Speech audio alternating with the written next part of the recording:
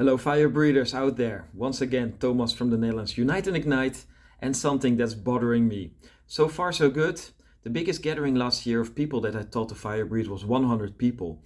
This year, it's going to be 200, and next year, I'll have a tender running for 400 people.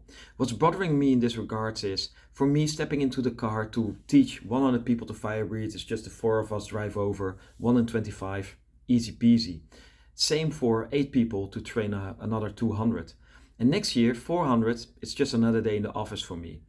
And in this case, it's going to happen just with Dutch people around me. And my entire goal of Unite and Ignite was to bring the world of fire together and to accomplish something incredible together. Same like the Olympics, but instead of fighting against one another, my entire vision and goal was to unite as one and to accomplish something together and to inspire the world.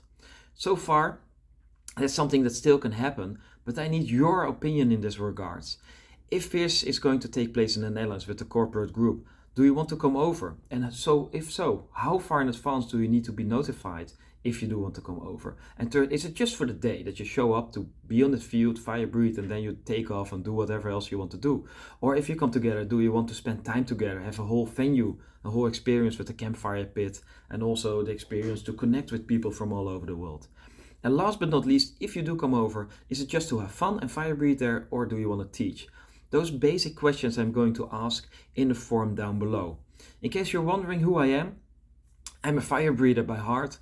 I turned fire breathing into my full-time profession. I'm teaching 20 to 200 people a week, and I'm also an event party manager, sales marketeer, organizer, coach, whatever you want to name it. So in case you are wondering, can I organize a Fierce360 myself in my own nation? Can you give me the blueprint how to organize something like that?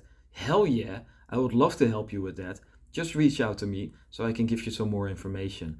If there are any other questions that are on your mind, things that you want to know, you can put it down below, contact me, whatever. I'm all fine, all game.